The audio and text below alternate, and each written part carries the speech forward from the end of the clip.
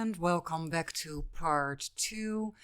And in this series we are continuing with the inside of the mini booklet. Right now I'm working on the middle section, and I decided to make 2 flaps with the round closure with some mummy cloth or like string around it.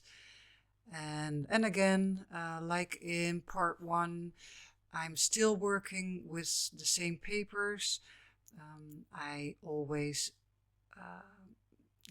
put my leftover strips in stacks on the side, so I can very easily see the size of the papers and where I can use it.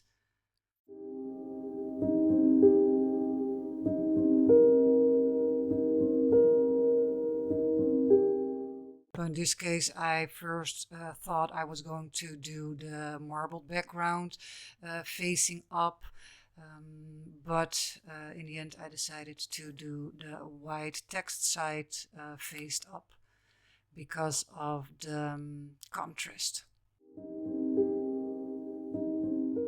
So I skipped a piece of video. It wasn't on my computer. I don't know why, but I will explain a little. I made the flaps with 2 circles, and in the middle of the circle I glued a piece of snippet on top, and with a braid in the middle, so you can attach it to the flaps with just one punch. And what I thought about doing for the middle section was like a collage. I really love doing collages. So another piece of paper came into the game. The black paper was like it's like a crackle, you know what I mean? So that will be my background, and right now I am looking for all the possibilities with papers, strips and embellishments to make it a nice collage.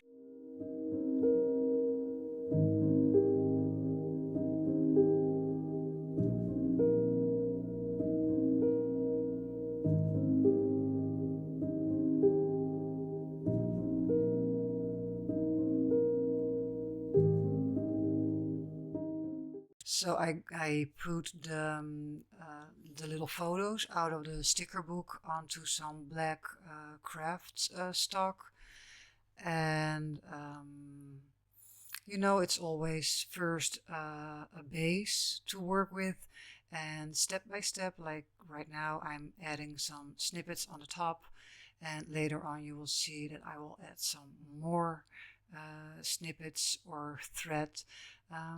It's like step by step, because it's not a preset plan I am working on.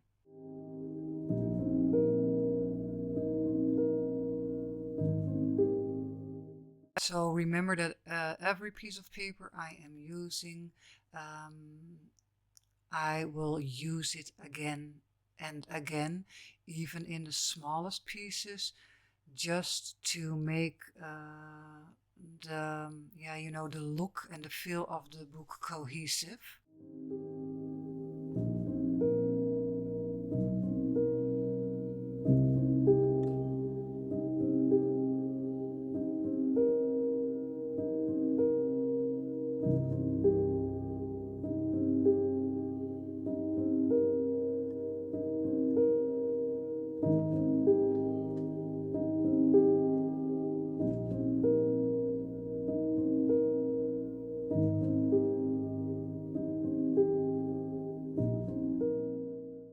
And don't be afraid just to make a little bit of a quick decision and glue it down, and maybe then after you will think, oh, I forgot to make some stitches. Sometimes I will stitch when all the layers of paper are already in place. Maybe sometimes I stitch them up front. Just go with whatever occurs.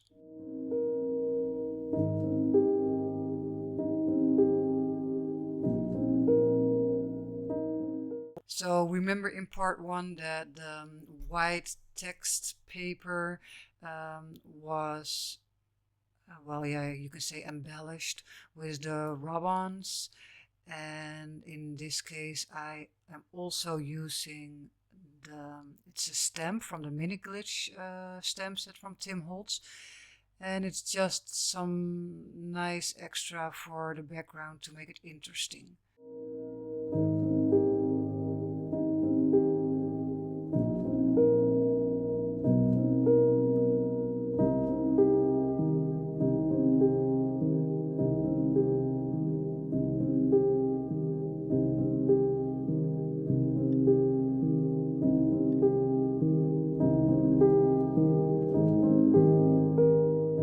So these were the closures I talked about earlier.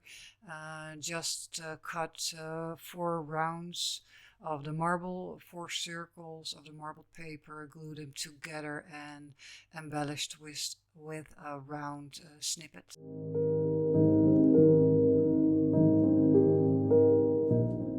So going over to the left side, you know the old bingo card. It's from the Halloween layer package, and these items are wonderful to make extra pockets or flaps without having to create some kind of pattern on your own. Yeah, it already looks great. You can use it right away.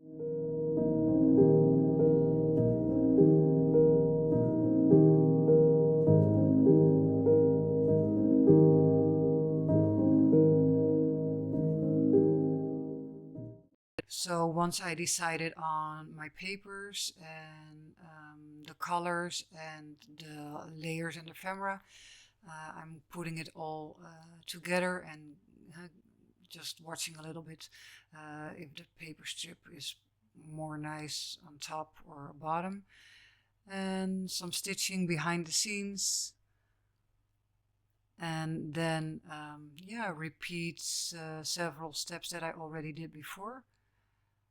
Strips of paper, embellishments, roughing it up, and brown edges.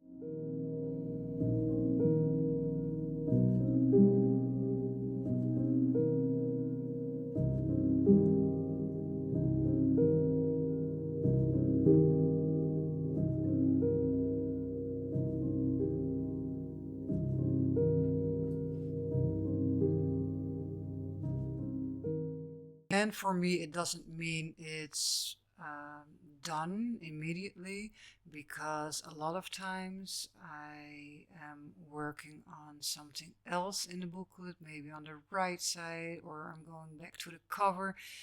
And when I open the book and I see an empty space, or I see something that could use a little bit more attention, I am still adding, so it's not done right away.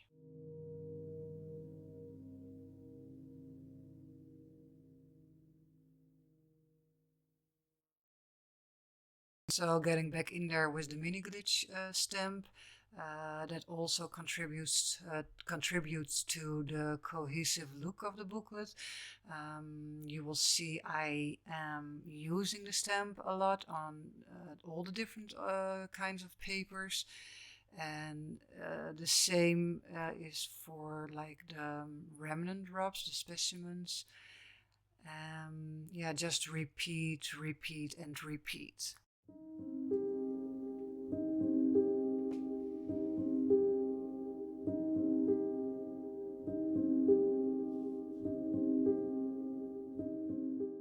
So to make this pocket work a little bit better, I am adding some strips to give it a little bit more yeah, more room to put your papers in, or your ephemera.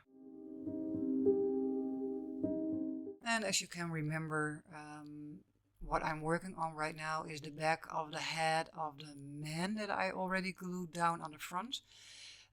Yeah, but I don't want it to be white, so yeah, the snippets are really nice to use for these kind of things. so you can cover it up very easily.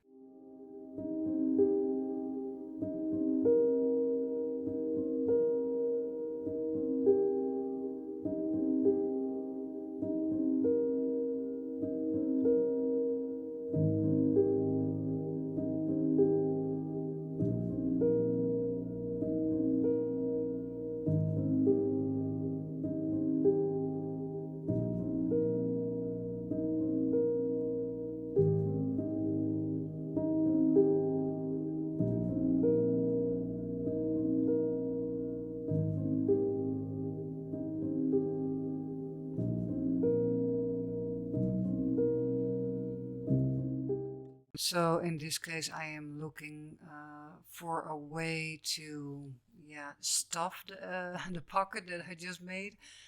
And because I used a file folder shape on the collage of the middle section, yeah, I'm repeating it for this piece also. So I'm going to make a loose file folder pocket, so you can put it in and get it out whenever you want.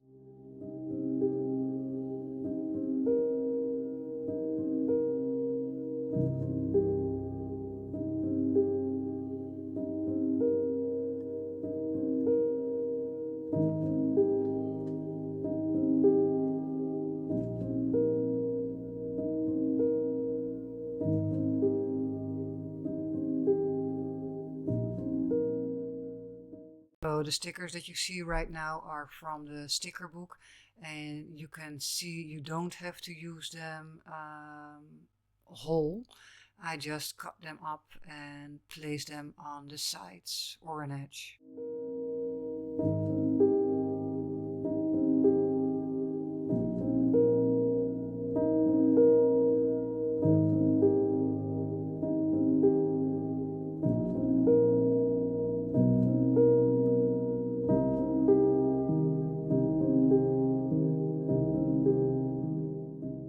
So what I'm doing right here is yeah, covering up some edges and just not to see it in whole, maybe a rub-on or a sticker, but just to see some pieces in the background later. And it makes it, yeah, just a little bit more interesting. Yeah, it's like a peek through.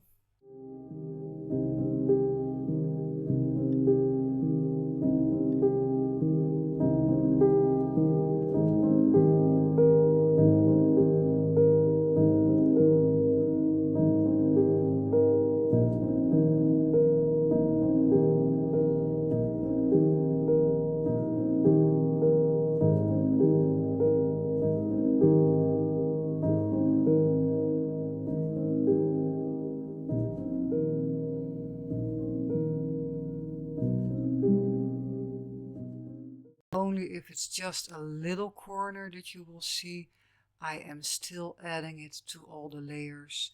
Yeah, and maybe you just only see just one piece of a little word or just two little numbers of a stamp, but it really, really adds to your project.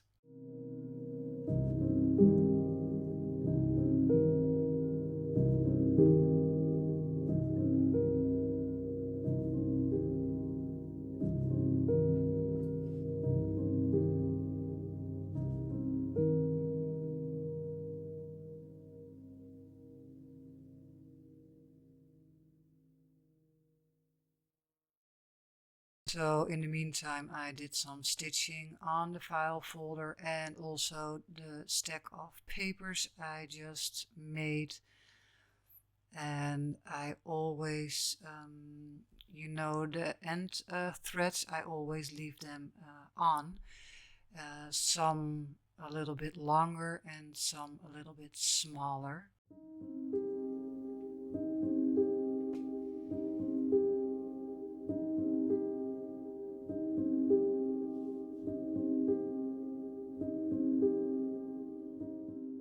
And And just to finish it a little bit off, you can use the snippets, because I just worked from the larger pieces now onto the smaller pieces.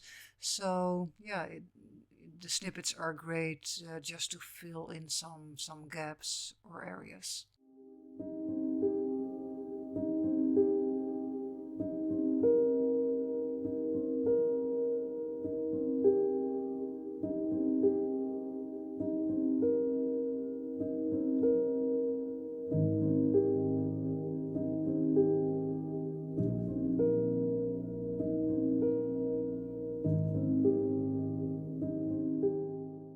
Okay, this was part 2, and I hope to see you in part 3. Thank you for watching.